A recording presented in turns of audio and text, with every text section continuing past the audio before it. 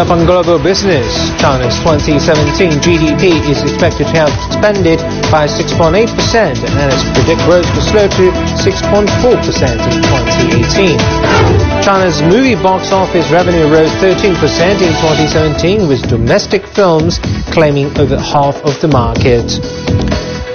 And a massive winter storm hits the east coast of the United States. Schools and offices are closed and thousands of flights are cancelled.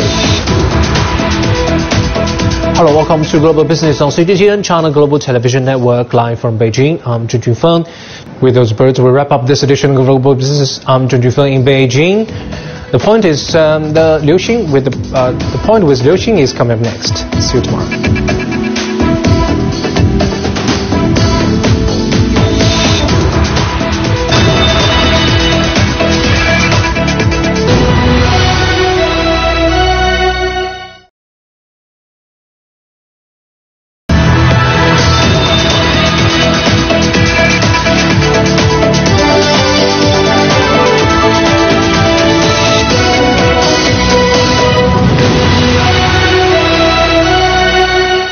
A disappointing jobs report in the US and a surprising reason some people are still out of work.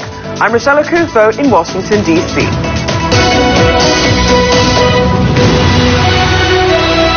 Coming up on Global Business, Seoul and Washington talk trade, while Seoul and Pyongyang prepare to talk for the first time in years.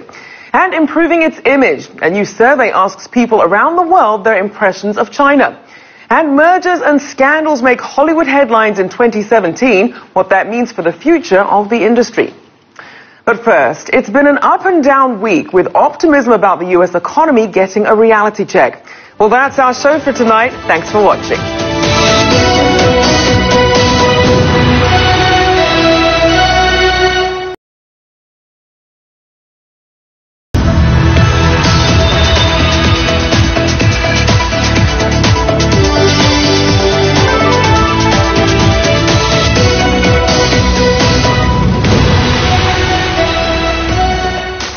And welcome to Global Business Africa. We'll be giving you insight into Africa's business and financial markets. I'm Uche Okoronkwo, coming to you from Kenya's capital, Nairobi. Let's start with a look at the markets. Now, as world stocks scaled fresh record highs today, emerging stocks were on track for the best weekly performance since July. The strong start to the year has been fueled by solid growth numbers, perky commodity markets, and a tepid dollar. Now, on the continent, South Africa's JSE was boosted by the miners, with the Resource 10 index gaining about 1%. It was led higher by Anglo-American, BHP rising, and Exaro.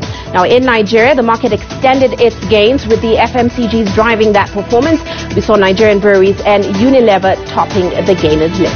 Now, also coming up on the show today, South Africa's rand firms up as analysts fear its slide over political uncertainty. And a Kenyan ISP links informal settlements with affordable internet access. And we start in South Africa, where the rand is likely to weaken over 12% this year. Well, that's it for this edition of Global Business Africa. Remember, you can send your feedback to the contacts on your screen. You can also follow us on our various digital media platforms. From me, Uche Okoronkwo, and of course the rest of the team, thanks for watching.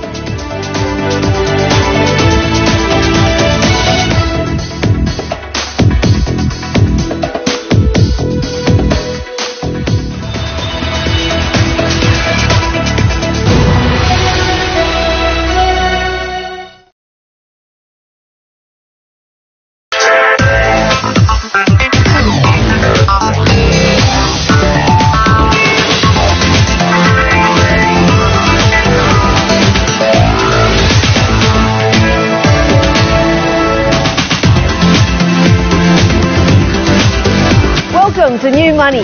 I'm Tian Wei in Beijing. 2017 has been another banner year for Chinese entrepreneurship, bringing with it record valuations and record fundraisings. At the turn of the year, we look back at the hits and misses and the gains and pains. After years of explosive growth, China's entrepreneurship and innovation activity is seeing more steady momentum. You're watching New Money. Well, let's start today's discussion. Joining us in the studio today is Mr. Jeffrey Tosin, Professor of Investment at Peking University, and Mr. Andy Mock, Managing Director at Red Pagoda Resources. Welcome to the show, gentlemen. Thank you to Jeffrey and to Andy for that fantastic discussion. I hope you enjoyed, as much as I did, our special year-end edition of New Money, taking a look at China's tech entrepreneurship, which went gangbusters in 2017, and also doing a bit of crystal ball gazing into 2018. We'll be back at the same time, same place next week.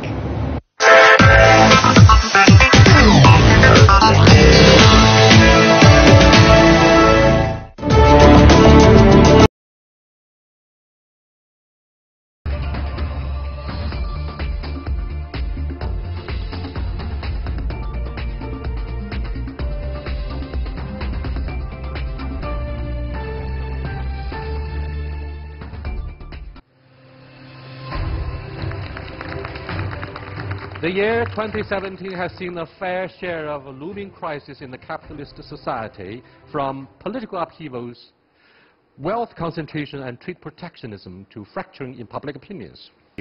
Let's say Happy New Year to the audience of Dialogue and the CGTN. With that, we come to the conclusion of the first chapter on capitalism versus socialism. Tomorrow, the same time, we'll come back to look at the same issue.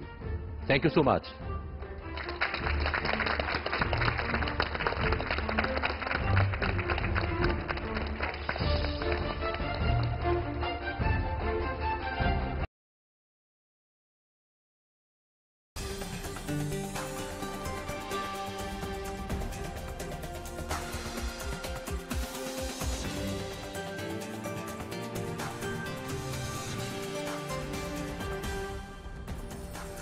Hello and welcome to World Insight with me, Tian Wei, coming to you live from Beijing on CGTN. Coming up on today's program, Chinese film productions contributed to over half of China's $8.6 billion box office in 2017. So how did domestic films encourage moviegoers to turn out in droves? I speak to artist, vocalist, and author Lo Sola, who tries to experiment with different cultures in her ongoing world tours. I learn how her many creative outlets freed her artistic spirit inside China and beyond.